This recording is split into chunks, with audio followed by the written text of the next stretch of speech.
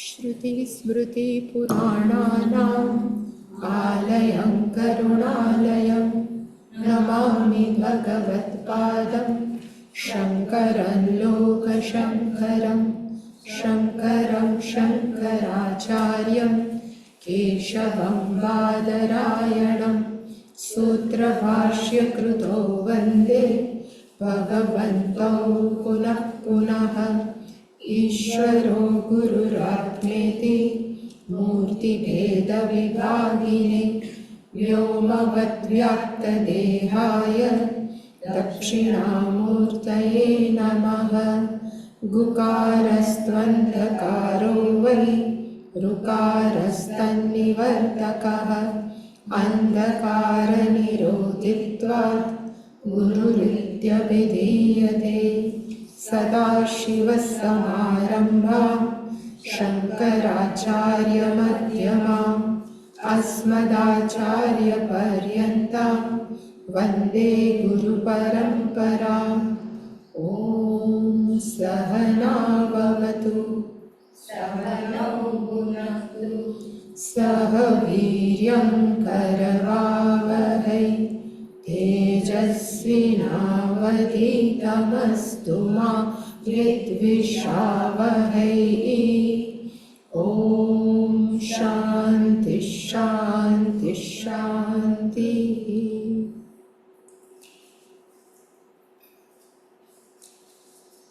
29th 29 निरस्ताशेष संसार दोषो स्थूलादिलक्षणः निरस्ताशेष संसार दोषो स्थूलादिलक्षणः अदृश्यत्वादिगुणकः अदृश्यत्वादिगुणकः पराकृततमोमलः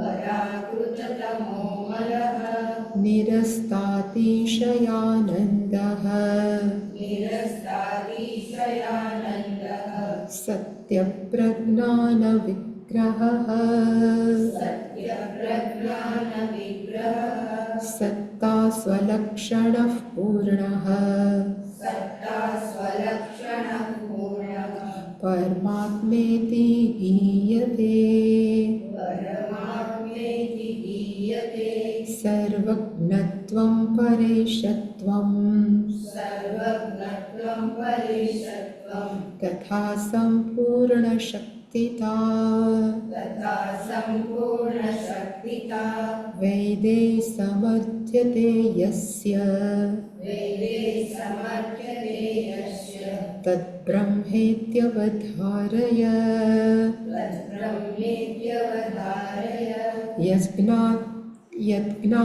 यज्ञानात् सर्वविज्ञानम् यज्ञानात् सर्वविज्ञानं श्रुतिषु प्रतिपादनम् श्रुतिषु प्रतिपादितं मृदाद्यनेकद्रष्टान्तेः तद्ब्रह्मेत्यवधारय तद्ब्रह्मेत्यवधारय यदानन्त्यं प्रतिज्ञाय यदानन्त्यं प्रतिज्ञाय श्रुति तत्सिद्धये जगो श्रुतिसत्सिद्धये जगो तत्कार्यत्वं प्रपञ्चस्य तत्कार्यत्वं प्रपञ्चस्य तद्ब्रह्मेत्यवधारय तद्ब्रह्मेत्यवधारय विजिज्ञास्यस्तया यच्च विजिज्ञास्यतया च वेदान्तेषु मुमुक्षुभिः वेदान्तेषु मुमुक्षुभिः समर्थ्यतेति यत्नेन समर्थयेति यत्नेन तद्ब्रह्मेत्यवधारय तद्ब्रह्मेत्यवधारय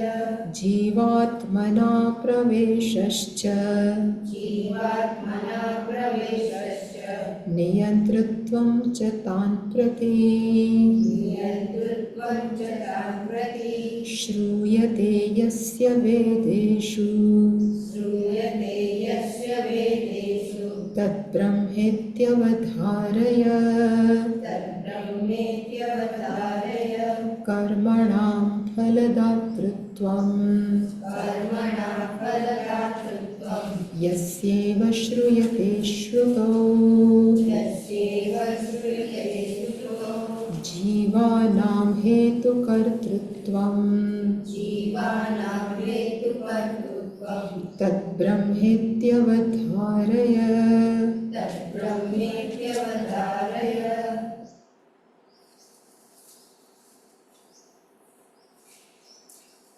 29 અને 30.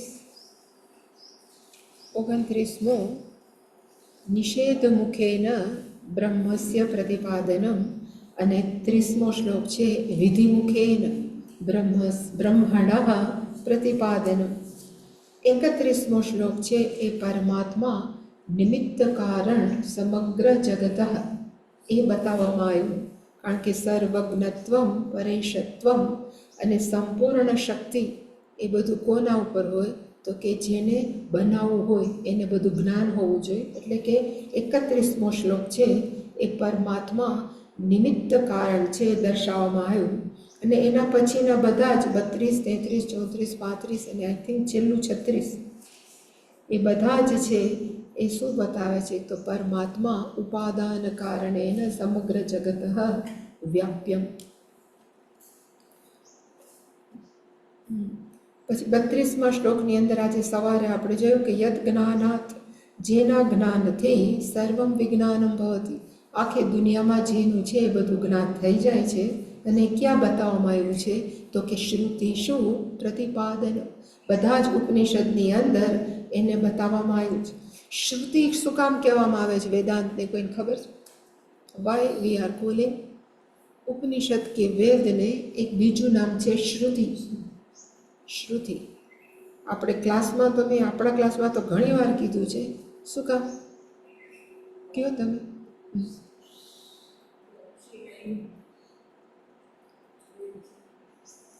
હા તો એ તો મંત્રો જોયેલા છે.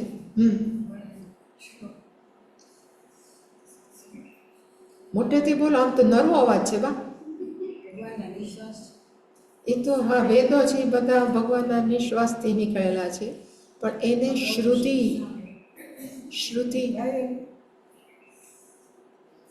શું બોલો ને કંઈક બોલો છો. આમ તો આવડે છે, જરાક અવાજ કાઢો. ભજનમાં નીકળે છે, અમે ન હોય ત્યારે મેં સાંભળ્યો છે.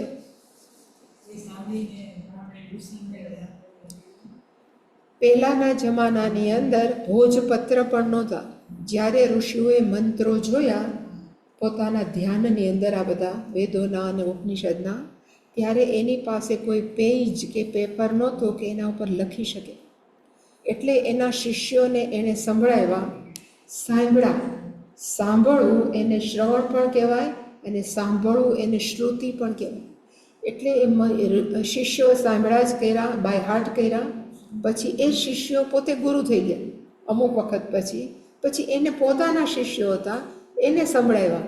કારણ કે ત્યારે એટલે અમુક વર્ષો સુધી પેન કે પેપર નહોતા, માત્ર સાંભળવાની જ પરંપરા હતી.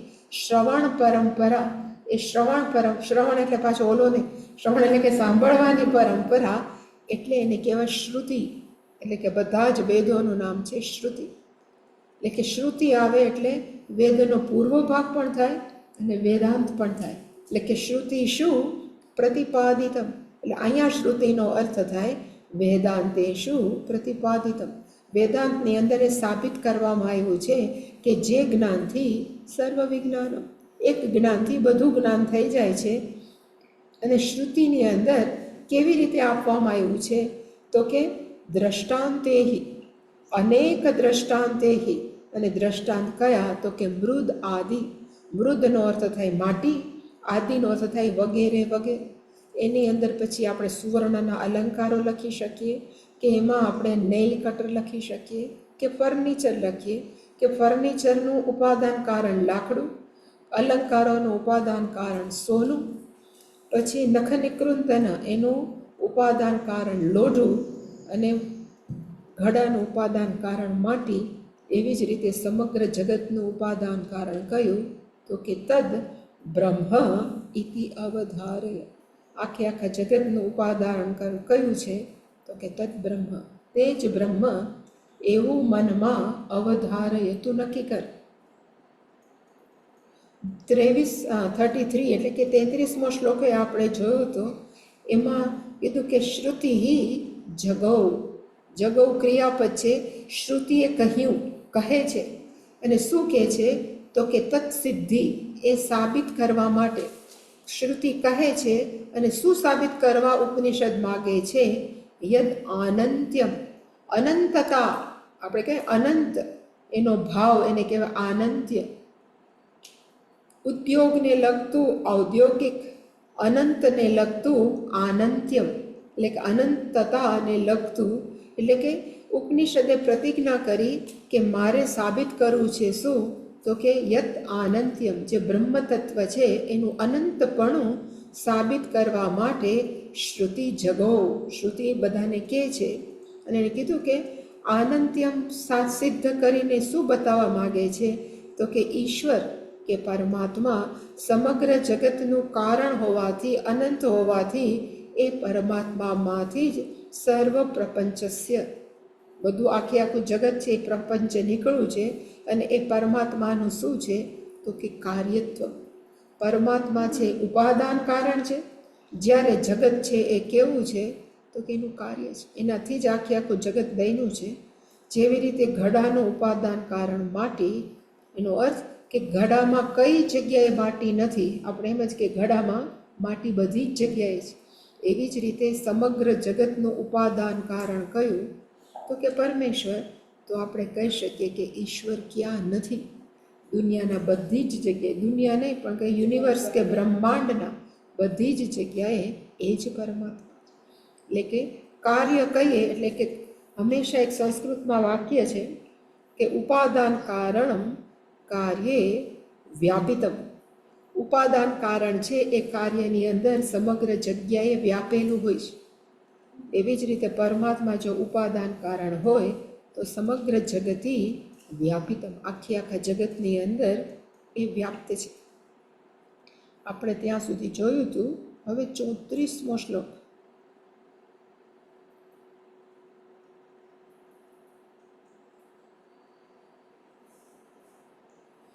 વિજિજ્ઞાસ્યતયા યચ્ચ વેદાંતેષુ મુમુક્ષુભિઃ સમર્થ્યતે અતિયત્નેન તદ્બ્રહ્મ ઇતિ અવધારય.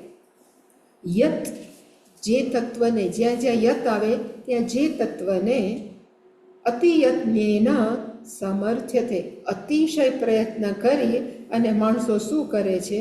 તો કે એને સમજવા પ્રયત્ન કરે છે. યત એટલે કે યત બ્રહ્મ અતિયત્નેન, અત્યંત પ્રયત્ન કરી સમર્થ્યતે, માણસો છે એ પ્રયત્ન કરે છે. કેવી રીતે પ્રયત્ન કરે છે? કોના વડે પ્રયત્ન થાય છે? તો કે પહેલું મુમુક્ષુભિઃ, મુમુક્ષુભિઃ અતિયત્નેન સમર્થ્યતે. મુમુક્ષુનો અર્થ થાય મોક્તુમ ઈચ્છુઃ, જે છૂટવા ઈચ્છે છે. કેનાથી? તો કે સંસારથી. નહીં તો આપણે ગણેથી બીજા માણસોથી છૂટવે છે, પણ મુમુક્ષુ આવે તો મોક્તુમ ઈચ્છુઃ, સંસારેથી. સંસારાત મોક્તુમ ઈચ્છુઃ મુમુક્ષુઃ. જિજ્ઞાસુનો અર્થ શું થાય?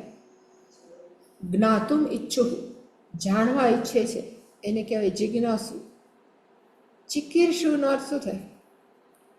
કર્તુમ ઈચ્છુઃ, જે કરવા ઈચ્છે છે. પહેલા અધ્યાયમાં ગીતાજીમાં આવ્યું હતું ચિકીર્ષુ, ચિકીર્ષુ લોક સંગ્રહ. ચિકીર્ષુનો અર્થ થાય કર્તુમ ઈચ્છુઃ. બુભુક્ષુઃ, ભોગતુમ ઈચ્છુઃ. જ્યાં જ્યાં સુહુ સુહુ આવે ને એ થાય ઈચ્છું, જે ઈચ્છા રાખે છે. મુમુક્ષુ મોક્ષની ઈચ્છા, જિજ્ઞાસુ જ્ઞાનની ઈચ્છા, ચિકીર્ષુ કરવાની ઈચ્છા, બુભુક્ષુ ખાવાની ઈચ્છા, બિભર્તહુ ધારણ કરવાની ઈચ્છા. એવી રીતે આ કોણ છે? તો કે મુમુક્ષુભિઃ, મુમુક્ષો વડે સમર્થ્યતે, જે સાબિત કરવા માગે છે. અતિયત્નેન, અત્યંત પ્રયત્ન કરીને. અને શું સાબિત કરવા માગે છે? યચ્ચ, જે બ્રહ્મ. અને કઈ જગ્યાએ બ્રહ્મ બતાવવામાં આવ્યો છે? તો કે વેદાંતેષુ, બધા વેદાંતોની અંદર. વેદાંતનો મેસેજ એક છે, પણ ઉપનિષદ ઘણા બધા છે, એટલે વેદાંતેષુ એ બહુવચન છે, પ્લુરલ છે. નહીતર એમ થાય કે વેદાંતો કોઈથી સાંભળ્યું નથી, પણ વેદાંતેષુ એ બહુવચન છે. શું કામ? તો કે જેમ મેં કીધા ને પહેલાં 1020 ઉપનિષદ ઉપલબ્ધ હતા, અત્યારે કેટલા છે?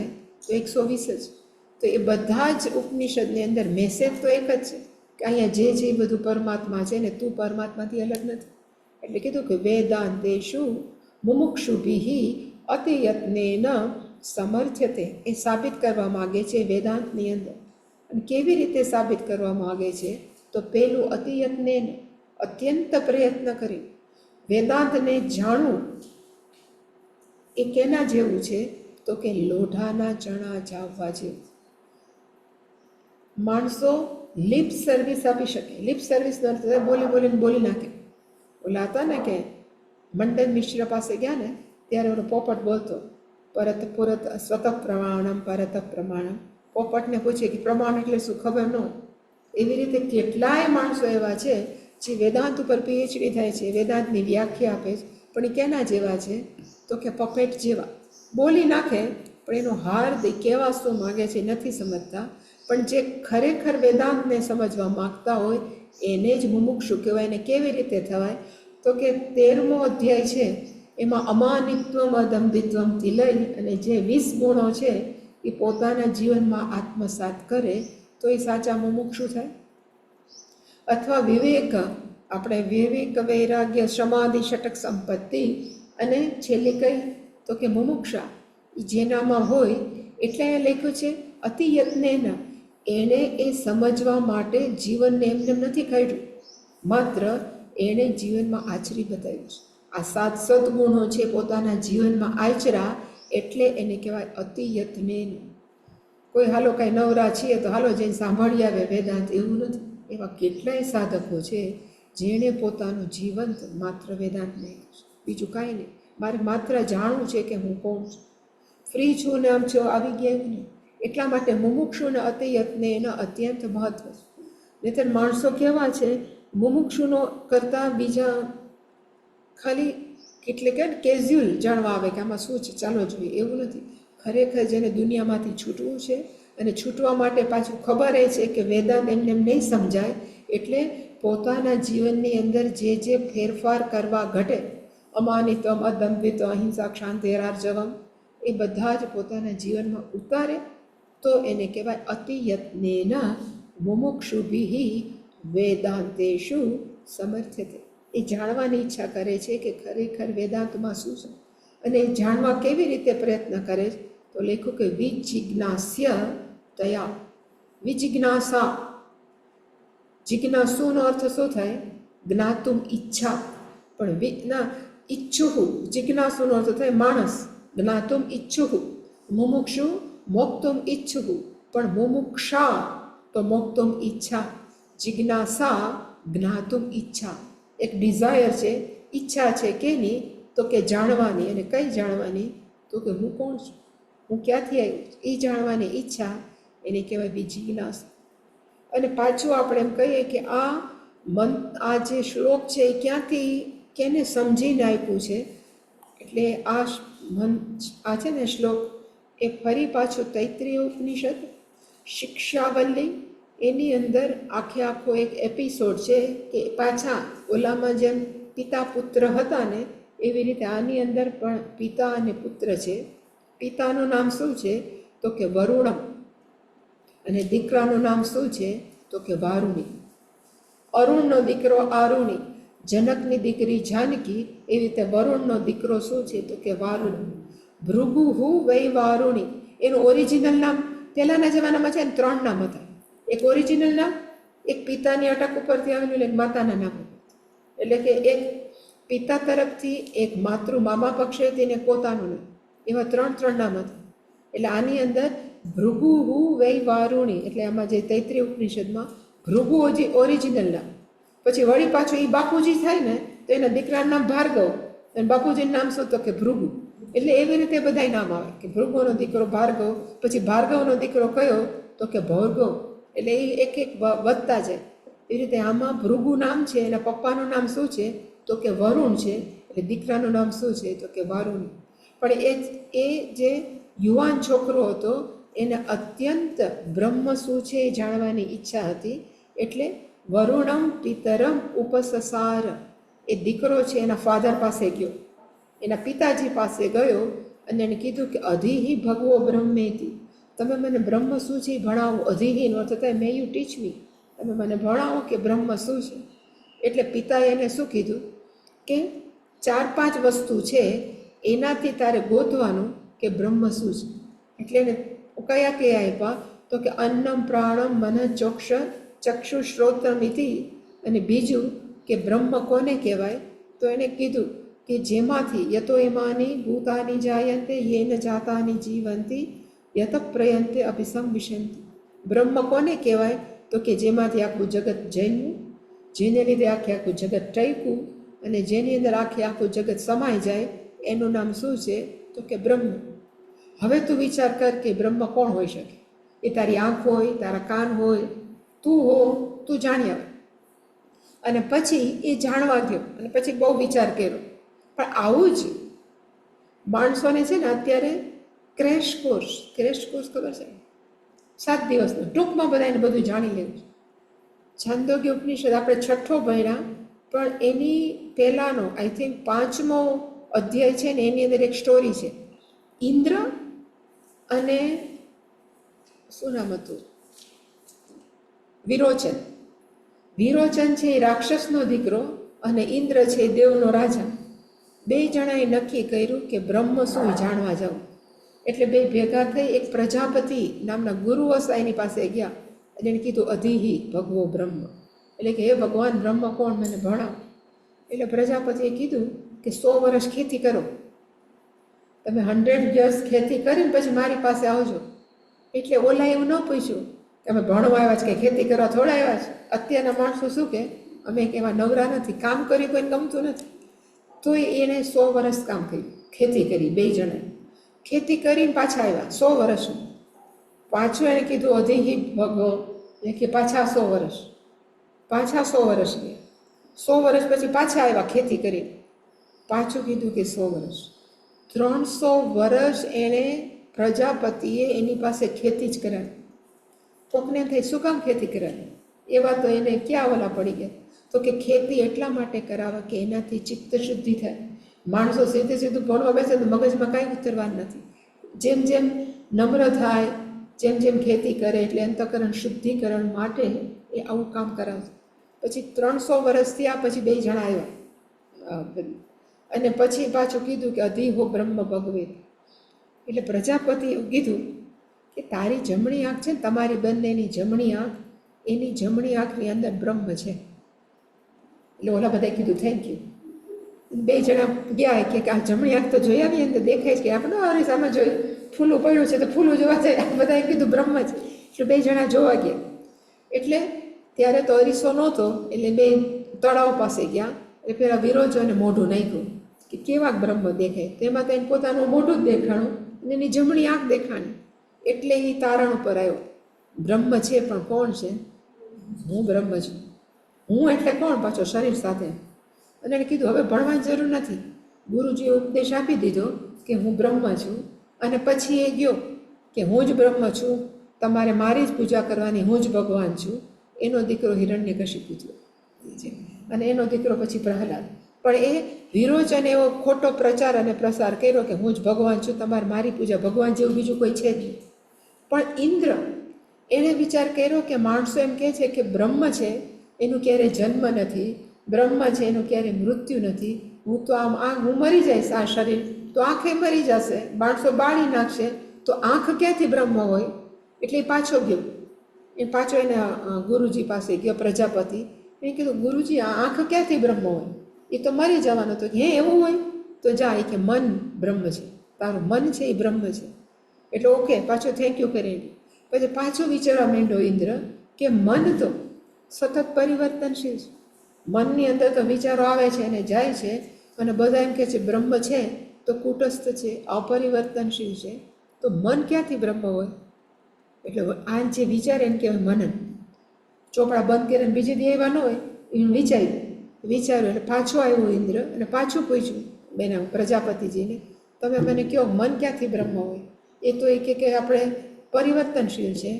પછી એણે કીધું તું સાચો વિચાર કરે, તું સાચી દિશાએ છો, અને પછી ખરેખર બ્રહ્મ કોણ એણે આખી ઉપાસના સમજાવી પહેલાં અને બ્રહ્મ કોણ એ સમજાવી.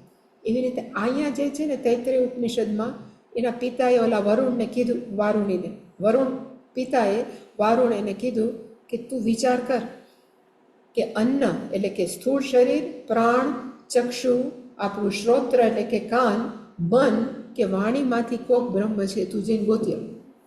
એટલે પછી શોધવા ગયો. પછી એમનો તરત દલીલ ન કરે કે તમે હો ખોટા છો, હું તો મને તો બધી ખબર છે, એવી દલીલ ન કરી. એ ગયો. પછી વિચાર કર્યો કે હું શરીર છું બ્રહ્મ હોઉં, તો પછી આવી જ રીતે પાછો વિચાર કર્યો કે હું ક્યાંથી શરીર બ્રહ્મ હોય, તો મરી જવાનું છે. બ્રહ્મ તો મરતું નથી, એમ કે અજહ છે, અમરહ છે. એટલે પાછો ગયો. એટલે પિતાએ કીધું કે તું પાછો વિચાર. એવી રીતે મનોમય, પ્રાણમય, 5 કોષના એણે વિચાર કર્યા. અને પછી છેલ્લે કીધું કે આમાંથી કાંઈ નથી. એટલે ગુરુ કીધું તું સાચું. પછી બ્રહ્મ કયું એનો ઉપદેશ આપ્યો. એટલે આ જે છે ને એને કહેવાય જિજ્ઞાસયા. આ જે છે ને વિજિજ્ઞાસ્ય તયાનો અર્થ થાય એ વારુણીએ અત્યંત આતુરતાથી જિજ્ઞાસા, બ્રહ્મ કોણ છે એની ઈચ્છા રાખી. વિજિજ્ઞાસ્યતયા વારુણિ અતિયત્નેન વેદાંતેષુ સમર્થતે. અત્યંત, અને છેલ્લે એને ખબર પડી કે બ્રહ્મ છે એ બહાર નથી, બ્રહ્મ છે એ શરીર પણ નથી, બ્રહ્મ છે એ સૂક્ષ્મ શરીર પણ નથી, પણ બ્રહ્મ કોણ છે તો કે મારી અંદર માત્ર જે હું થાય છે એ હું ચૈતન્ય તત્વ, એ જ બ્રહ્મ છે. એટલે એને કીધું કે એના માટે એણે શું કર્યો તો કે અતિયત્ને કોળીઓ મોઢામાં ન પીરસે. અને જો કોળીઓ મોઢામાં પીરસા જ કરીને બાળકનો ક્યારેય વિકાસ ન થાય. એવી રીતે ગુરુજી આખો દી મોઢામાં જ કોળિયા દીધા કરે તો શિષ્યનો વિકાસ ન થાય. એને છૂટો મૂકી દે કે તું વિચાર કર, આના ઉપર વિચાર કર, પછી એ નિષ્કર્ષ ઉપર આવે. એટલે એવી રીતે આ જે વારુણી છે એ નિષ્કર્ષ ઉપર આવ્યો કે બ્રહ્મ કોણ છે તો કે મારી સિવાય કોઈ નથી. પણ એ પહેલાં એણે શું કર્યું? અતિયત્ને, અત્યંત યત્ન કર્યો. માત્ર શારીરિક નહીં પણ મનથી પણ જે વિચારું, સતત વિચારું, અતિયત્ને ન સમર્થ્યતે. પછી એને સમર્થન આપ્યું કે ખબર પડી કે જે મને આપવામાં આવ્યું છે એ તો સાધન છે. હું તો સાધન ક્યાંથી હો? હું તો માત્ર ચૈતન્ય તત્વ છું. અને ચૈતન્ય તત્વને અહીંયા નામ શું આપવામાં આવ્યું છે તો કે બ્રહ્મ. એટલે કીધું કે વિજિજ્ઞાસ્યતયા, એટલે ન્યા ખરેખર છે વિજિજ્ઞાસ્યતા, જેને અત્યંત સ્વભાવ છે જાણવાનો, એને કહેવાય વિજિજ્ઞાસ્યતા. અને એ ત્રીજી વિભક્તિ વાપરી છે એટલે વિજિજ્ઞાસ્યતયા, અત્યંત જાણકારી પ્રાપ્ત કરીને અતિયત્ને. પછી ગુરુજી એમ કે તું આટલું આશ્રમનું કામ કર, તો એમનો કે હું શું કામ કરું, તમે કહો છો તો હું કરીશ. એને કહેવાય અતિયત્ન. ફિઝિકલી મહેનત કરે અને ઇમોશનલી, મેન્ટલી બધી રીતે પ્રયત્ન કરે, પછી જ એને જ્ઞાન થાય. એમને એમ ન થાય. ને આટલું બધું શું કામ કરાવે? તો એવું કહે છે શાસ્ત્રમાં કે ગુરુજીને અને શિષ્યની ફ્રિકવન્સી સેટ થવી પડે. ફ્રિકવન્સી સેટ થવી એટલે અહીંયા બધે સોની ટીવીના, જી ટીવીના, બીજો ક્યાં ભાઈ, બીજી કઈ ચેનલ છે, આસ્થા, સંસ્કાર, એ બધાની અહીંયા વ્યવસ્થાઓ છે, પણ આપણને કાં દેખાતા નથી. એટલા માટે કે આપણી પાસે એ ટીવી સ્ક્રીન નથી. એની સાથે ઇવન આના પણ, અને એમાં રેડિયો પહેલાં તો જાત જતો હોય તો બિચારા બધા એફએમ જ રહ્યા, પણ એફએમ અહીંયા આંટા મારતા હશે, પણ આપણે એફએમ કાં નથી સાંભળતા? કારણ કે આપણી પાસે ફ્રિકવન્સી સેટ નથી. એફએમની ધારો કેમ કે 93.3 કંઈક છે એક એફએમ, તો આપણે એના ઉપર આપણો કાંટો રાખીએ તો જ એફએમ વાગે. એવી રીતે ગુરુજી છે બ્રહ્મનો ઉપદેશ ક્યારે આપે તો કે શિષ્ય અને ગુરુની ફ્રિકવન્સી સેટ થાય તો જ. ગુરુને એમ ખબર પડે કે શિષ્ય અહીંયા માત્ર જ્ઞાન પ્રાપ્ત કરવા જ આવ્યો છે અને બીજા એકેયમાં રસ નથી. એ ક્યારે ખબર પડે? તો થોડુંક ભેગા રહે ત્યારે આવે, સીધો મંડે ભણાવવા તો ખબર, પછી ખબર પડે કે આને કાંઈ નથી આવતું. પણ જો પહેલેથી થોડોક રહે ત્યાં ખબર પડે કે ક્યાંથી સ્ટાર્ટ કરવું. એટલે કે હંમેશા ગુરુકુલ વાસનો આગ્રહ શું કામ રાખતા હતા? કે ગુરુજીને આઈડિયા આવી જાય કે ક્યાંથી સ્ટાર્ટ કરવાનું છે, શિષ્યની અંદર હજી ક્યાં ક્યાં એને પોતાને વિકાસનો પ્રયત્ન. વિકાસ એટલે માનસિક લાગણીની દ્રષ્ટિએ, વાતમાં ખોટું નથી લાગતું, વાતમાં આ નથી થતું. એકવાર મેચ્યોર થાય પછી ફ્રિકવન્સી સેટ થાય, જ્ઞાન વોકઓવર. એટલે જ્ઞાન સહજ છે પણ ફ્રીક્વન્સી સેટ થવી. એટલે એને પણ કહી શકાય અતિ યત્નેન. ગુરુ અને શિષ્ય વચ્ચે ફ્રીક્વન્સી સેટ થવી જોઈએ. ગુરુ શિષ્ય છે મુમુક્ષુ હોવો જોઈએ. પાછો શિષ્ય છે વિજિજ્ઞાસેયત, ખરેખર જિજ્ઞાસા છે, પણ કેવી જિજ્ઞાસા છે? વિજિજ્ઞાસા, અત્યંત તીવ્ર, વિશેષેણ જિજ્ઞાસા ઇતિ વિજિજ્ઞાસા. એવો શિષ્ય છે એ પ્રયત્ન કરીને યત બ્રહ્મ જાણવા પ્રયત્ન કરે. તો એ કોણ છે? તો ગુરુજી કહેશે તત બ્રહ્મ, એ તું જ છો. એ તારા મનની અંદર તું નિશ્ચિત કરીને રાખ. અવધારય, may you ascertain that you are. એ બ્રહ્મ છે, બીજું કોઈ નહીં, પણ તું જ છો.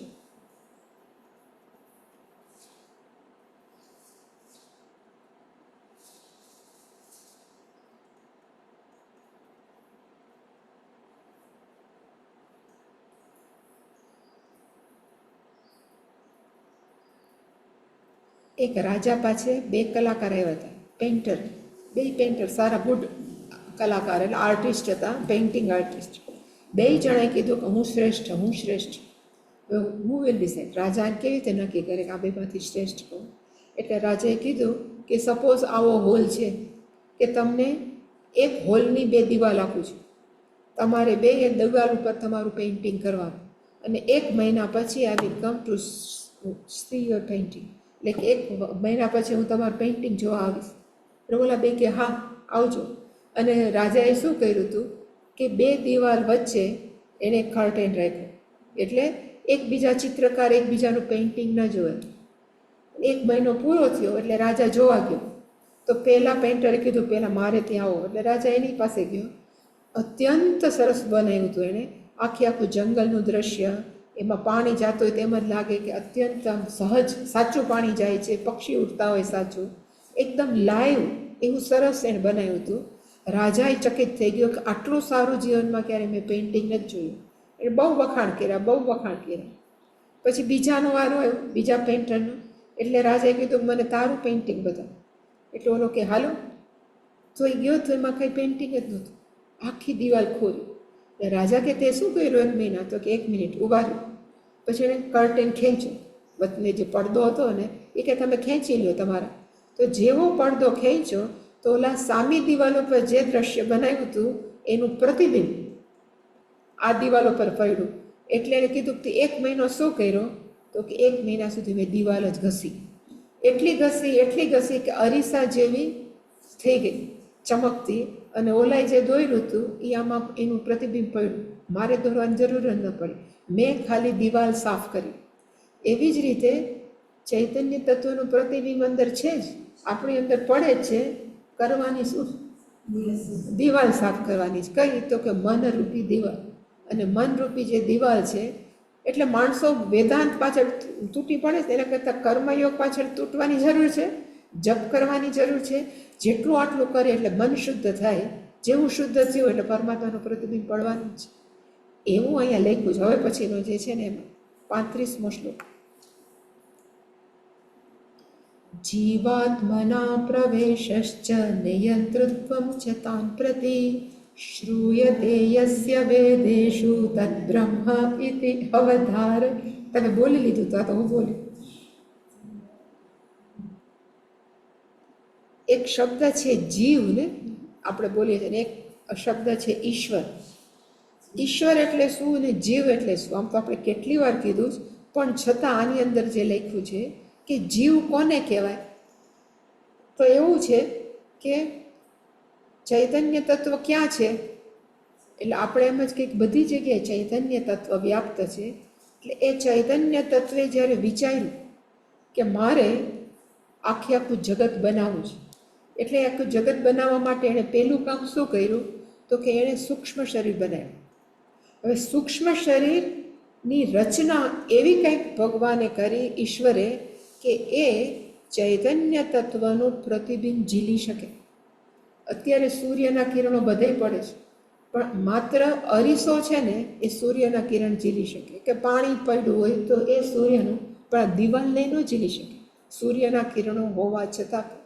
એવી જ રીતે ભગવાને સૂક્ષ્મ શરીર એવું કંઈક બનાવ્યું કે એની અંદર ચૈતન્ય તત્વનું શું પડે? તો કે પ્રતિબિંબ પડે. અને મિરરની અંદર જેમ સૂર્ય એટલે કે અરીસાની અંદર જેમ સૂર્ય એમ લાગે કે આ તો લાઈવ છે, સૂર્ય છે, અહીંયા જ છે, એવું જ ચૈતન્ય તત્વનું જ્યારે પ્રતિબિંબ સૂક્ષ્મ શરીરની અંદર પડ્યું તો બધા સૂક્ષ્મ શરીર કેવા થઈ ગયા? તો કે લાઈવ, જીવંત થઈ ગયા. અને એ જીવંત સૂક્ષ્મ શરીર એવું વિચારવા માંડ્યા કે હું છું, એટલે કે હું ચૈતન્ય તત્વ છું, પણ કેવડું? તો કે સૂક્ષ્મ શરીર જેવડું. એ હું સૂક્ષ્મ શરીર જેટલું ચૈતન્ય તત્વ છું એ માનવું, એનું નામ જીવ. બીજું જીવ નામની કોઈ એન્ટિટી છે જ નહીં, માત્ર ચૈતન્ય તત્વ જ છે. પણ ખોટી માન્યતા કે ખોટી ભ્રમણાથી સૂક્ષ્મ શરીર એવું વિચારવા માંડ્યું કે હું છું, પણ કેના જેવડું? તો કે સૂક્ષ્મ શરીર જેવડું. એ જે માન્યતા છે, એ ભ્રમણા છે, એ શું છે? એને કહેવાય જીવ. જેવું આત્મજ્ઞાન થાય કે તું તો સૂક્ષ્મ શરીર નથી, તું ઓલ પરવેડિંગ એટલે સર્વવ્યાપક ચૈતન્ય છે, તો જીવતમાં જતું રહ્યું. પછી ભલે સ્થૂળ શરીર કન્ટિન્યુ રહે પ્રારબ્ધ કર્મ સુધી, પછી સૂક્ષ્મ શરીરને પાછું આવવાનું જરૂર નથી.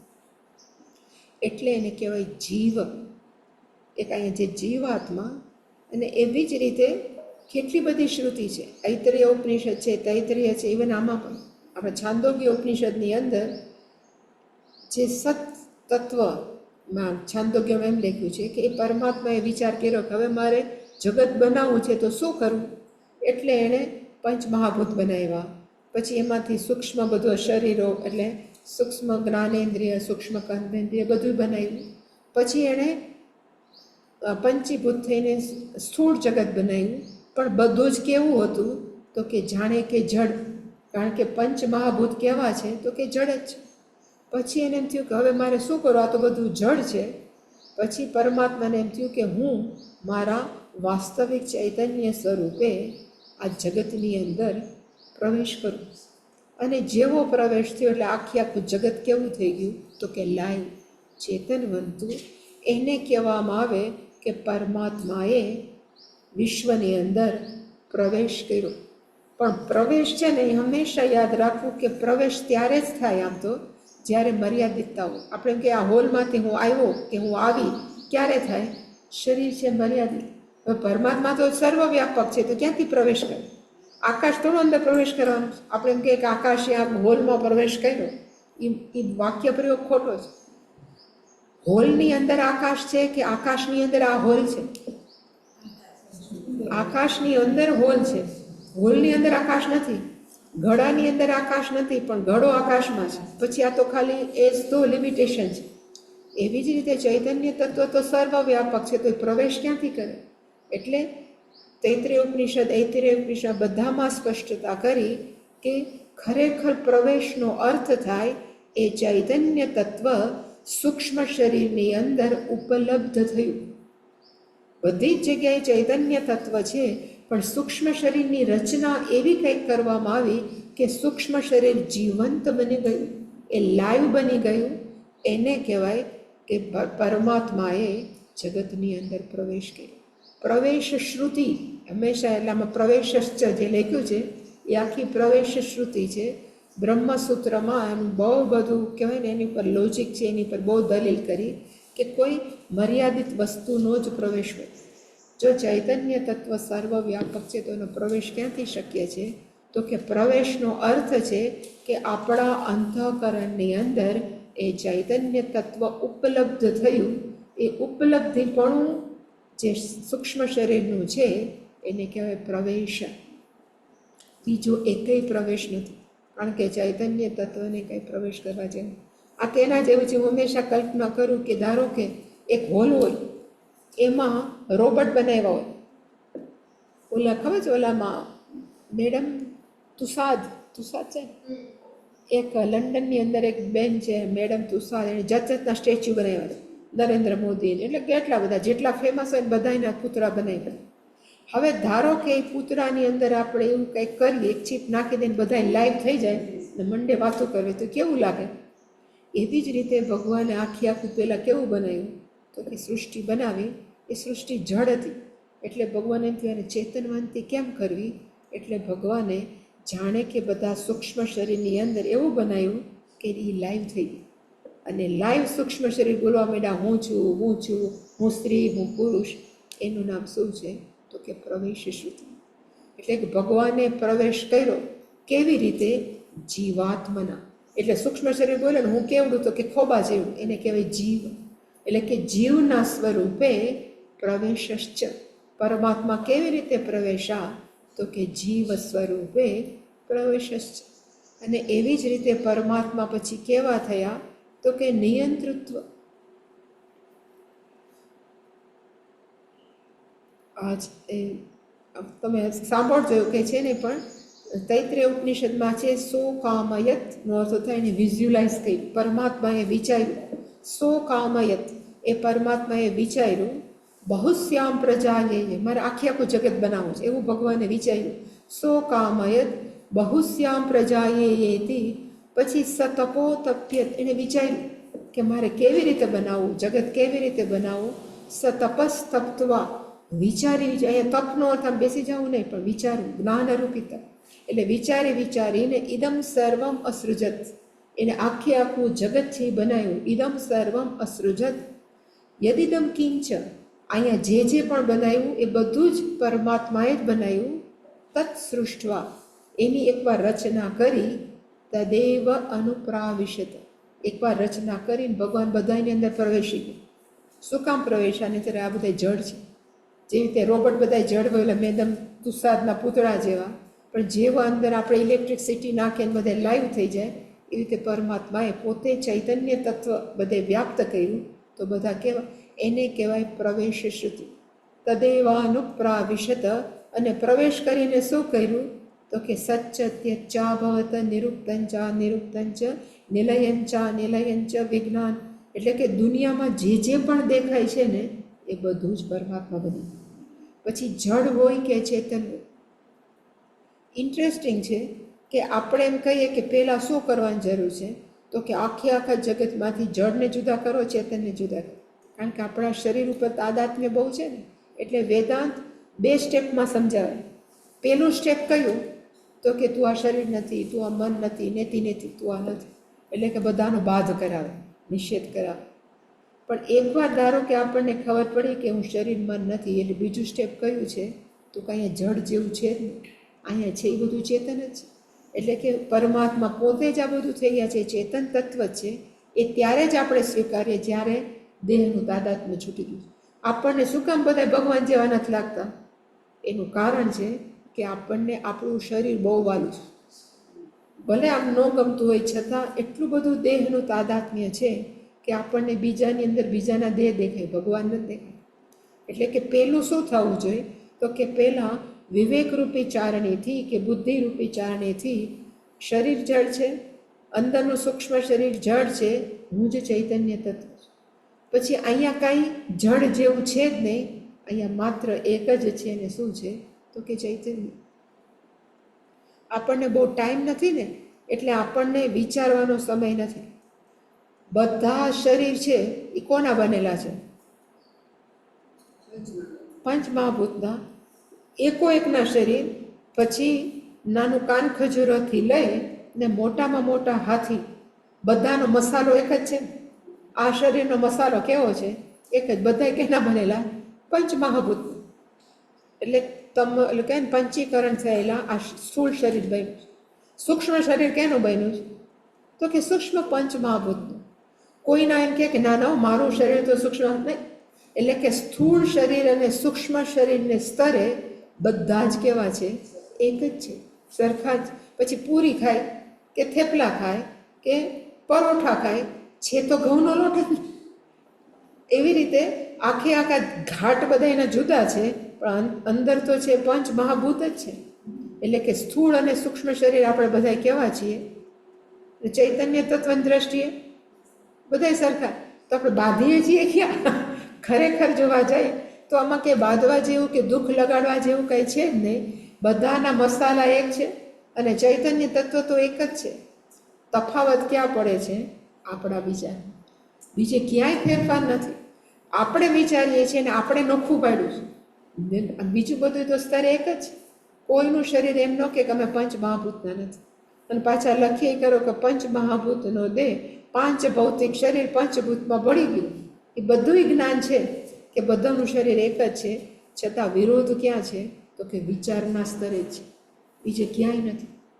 હજી એક શબ્દ હું એક પૂછું, જેને બધાને થોડુંક વેદાંત આવડે છે. મને આ ભાવનગરમાં પૂછ્યો હતો, પ્રશ્ન સારો હતો. મન સૂક્ષ્મ શરીર કેનાથી બન્યું છે? આપણું સૂક્ષ્મ શરીર છે એ સૂક્ષ્મ પંચ મહાભૂતમાંથી બન્યું છે, એ આપણને ખબર થોડીક. એની અંદર જ્ઞાનેન્દ્રિયો શેનાથી બની છે? તો કે પંચ મહાભૂતના સત્વ અંશમાંથી 5 જ્ઞાનેન્દ્રિય બની. અને અંતઃકરણ શેમાંથી બન્યું છે? તો કે 5 જ્ઞાનેન્દ્રિયનો એક સાથે ભેગા કરી અને અંતઃકરણ બન્યું. એટલે બધું જ જ્ઞાનેન્દ્રિયો અને આપણું અંતઃકરણ છે એ સત્વ અંશમાંથી જ બન્યું છે. તો પછી આપણે જ્યારે વધારે કીધા કરીએ કે મારું મન મેલું થઈ ગયું છે, મારા મનને શુદ્ધ કરવું છે, તો શુદ્ધ કરવાની તો જરૂર નથી. મનને અંતઃકરણ તો આપણું સત્વગુણમાંથી જ બનેલું છે. તો શુદ્ધિકરણ એટલે શું? મને કે તમે બધા કહો કે મનને શુદ્ધ કરો, ચિત્ત શુદ્ધિ. ચિત્ત તો બધું આનું જ બન્યું, તો શુદ્ધિકરણ કેનું કરવાનું? મન તો શુદ્ધ છે, સત્વગુણનું જ બનેલું છે. તો ક્યાં? વિચારોના સ્તરે. વિચારોથી જ આપણે એકબીજાને બાંધીએ છીએ. ઓલો આવો છે ને ઓલો આવો છે, ફલાણોનો આવો છે. એટલે કે શુદ્ધિકરણ ક્યાં છે? તો કે આપણે જે વિચારીએ છીએ એ વિચાર સારા કરીએ એનું જરૂર છે. બીજા બધા મસાલા તો એક જ. ખારી પૂરી કે ગળી પૂરી કે એમાં મસાલા તો હજી જુદા છે. તે ઓલામાં ગળપણ છે, એનામાં ખારું છે, ગળી પૂરી. પણ શરીરના સ્તરે મસાલા હરખા, સૂક્ષ્મ શરીરને મસાલા હરખા. અને બધી ખબર હોવા છતાં આપણે એકબીજાને ક્યારેય ને કોઈને મન પણ નહીં. તો એ કયા જગ્યાએ તકલીફ છે? તો કે આપણા બીજાની. એટલે કે શુદ્ધિકરણ મનનું નથી, ખરેખર શુદ્ધિકરણ વિચારોનું છે. અને એકવાર એ શુદ્ધિકરણ થઈ જાય એટલે ખબર પડે કે આ સૂક્ષ્મ શરીર તો મને આપવામાં આવ્યું છે વ્યવહાર કરવા માટે, હું સૂક્ષ્મ શરીર નથી. બસ એટલી જ જરૂર છે. શુદ્ધિકરણ ક્યાં છે? તો કે વિચારોનો સ્તર. એટલે કે જીવાત્માના પ્રવેશ જ પરમાત્માએ જીવ સ્વરૂપે સૂક્ષ્મ શરીરની અંદર શું થયા? તો કે ઉપલબ્ધ થયા. પ્રવેશ શ્રુતિનો અર્થ થાય ઇઝ અવેલેબલ. ભગવાન છે એ આપણા સૂક્ષ્મ શરીરની અંદર ઉપલબ્ધ થઈ ગયા, ચૈતન્ય તત્વ. અને પછી એણે શું કર્યું? નિયંતૃત્વ ચ. જો તમને ખબર હોય તો ગીતાની અંદર એક છે, ઈશ્વર સર્વભૂતાનામ હૃદ્દેશે અર્જુન તિષ્ઠતિ ભ્રામયમ સર્વભૂતાનામ યંત્રરૂઢાની માયયા. ભગવાન છે એ બધાના હૃદયમાં બેઠા છે ને અંદર બેઠા બેઠા શું કરે છે? તો કે બધાનું નિયંત્રણ કરે છે. એ અહીંયા લખ્યું નિયંતૃત્વ છે. આપણી અંદર ક્યારેક ખોટું કરતા હોય ને તો અંદરથી એકવાર તો એમ કહે તું આ ખોટું કરે છે, પછી ભલે આપણે એને ઓવર રૂલ કરીને ખોટું કરવા માંડે, એને કહેવાય નિયંત્રુ. અંદર બેઠા ને એકવાર એમ કે what you are doing is not correct, ખોટું છે. એ કોણ છે? તો કે નિયંત્રુ. આપણે ના પાડવા બેઠા છે. અને એ જ પરમાત્મા છે વેદેશુ યસ્ય શ્રૂયતે. અને એ પરમાત્મા બધા જ વેદોની અંદર સંભળાવવામાં આવ્યા છે કે આ જ બ્રહ્મ જે સર્વવ્યાપક છે એણે જીવ સ્વરૂપે આપણા અંતઃકરણની અંદર ઉપલબ્ધ થયા. એ જ પરમાત્મા છે એ નિયંત્રુ આપણા શરીરના કે વિચારોના થયા. એ બધું ક્યાં સાંભળ્યું છે? તો કે યસ્ય વેદે શુશ્રૂયતે. જેનું આ બધું વેદોમાં સાંભળ્યું છે એ કોણ છે? તો કે તદ બ્રહ્મ. એ બીજું જે આપણા મનની અંદર ઉપલબ્ધ છે એ જ પરમાત્મા છે. ઇતિ અવધારય. તું સતત તારા મનને કે મારી અંદર જે ઉપલબ્ધ છે એ જ પરમાત્મા છે. અને આપણી અંદર કંઈ બે ચૈતન્ય તત્વ નથી બેઠા. એક જીવવાળું ચૈતન્ય તત્વ, એક ભગવાનવાળું, બે એક જ છે. પણ આપણે જ્યાં સુધી માનીએ છીએ હું જીવ છું ત્યાં સુધી. દ્વાસપર્ણા સખાયા સંયુજાયા સમાન વૃક્ષ પરિશસ્વ જાતે. એક જ ઝાડ ઉપર બે પક્ષી જાણે કે બેઠા છે, પણ જાણે કે આપણે માનીએ છીએ કે અંદર માયલો બેઠો છે અને આપણને નિયંત્રણ કરે છે. એ માયલો એક જ છે, ચૈતન્ય તત્વ જ અંદર બેઠું છે. જીવનું જુદું અને પરમાત્મા જુદા એવું નથી. પણ આપણું માનવું બધી જ કઈ છે? તો કે મનની ભ્રમણા. હું જુદો અને ભગવાન જુદો. એટલે કે તદ બ્રહ્મ ઇતિ અવધારય.